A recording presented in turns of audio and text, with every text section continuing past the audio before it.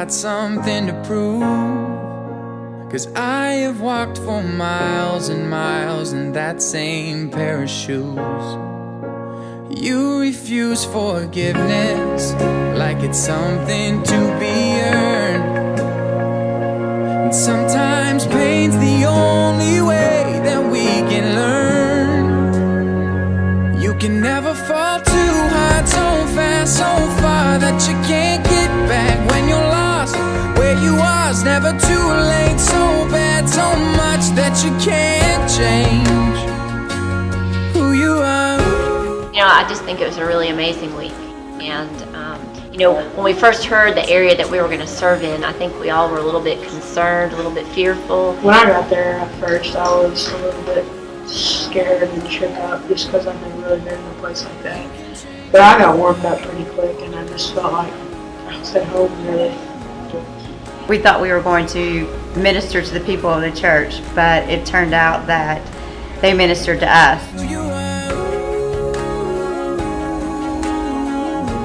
I tell you what, God is working there, and we were able to see that. We were able to be a part of that work. My thing for this week was hugs, and we walked into the church, and it was man and woman, women and men, one hug after another, and the love that was felt not even 5 minutes after we got in the door was overwhelming. But you don't know how to choose. You gotta step out of your feelings that you're so afraid to lose. And every day you put your feet on the floor, you gotta walk through the door. It's never gonna be easy, but it's all worth fighting for. You can never fall too high, so fast, so far that you can't get back. When you're lost, where you are is never too late. So bad, so much that you can't change who you are. And it's the last day of our mission, and we have been working in an area of Euclid, and I had 8 or 9 throughout the week that would show up. Some of those were parents or moms, the other were children. The guy that helped us, his name was David, he told my dad to speak louder today, and my dad was like, was I not speaking loud yesterday? And he was like, no, and he pointed his head this way. We noticed that there was a man that was sitting in his window with the window open, listening to everything that we were saying. One of the missionaries that live in Cleveland went over to speak to this man. His name was Emmanuel, and as he was sharing with him more about the gospel, this man from his window, which apparently had been listening all week and we didn't realize it, gave his life to Christ. On the beginning of the trip, Miss Julie Calloway showed us a treasure box, and the treasure box had a buckeye, and a buckeye is a really, really pretty nut. And to get to that pretty nut, it's a shell, a really prickly shell. And Ohio State refers to themselves as buckeyes.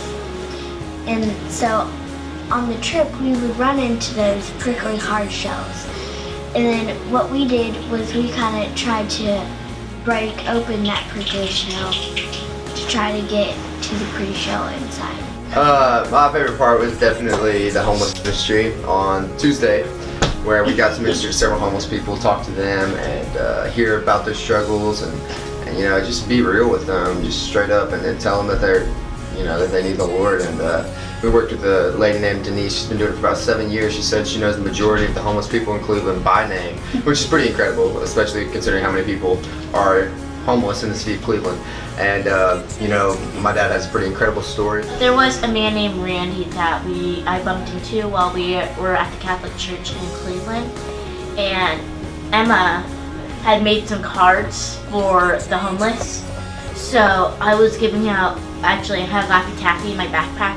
I have Laffy Taffy and cards, so I was giving them out to the homeless. And I saw a man, and I went up to him and gave him a card in a Laffy Taffy. And then my dad said to me, I don't think he's homeless, but I'm gonna go talk to him. I was like, okay.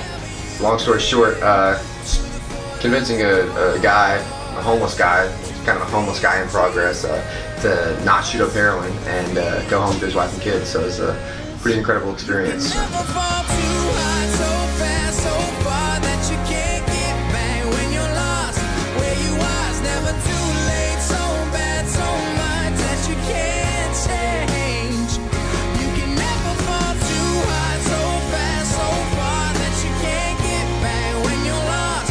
Where you are is never too late, so bad, so much that you can't change. At the foot of the cross, you can change it.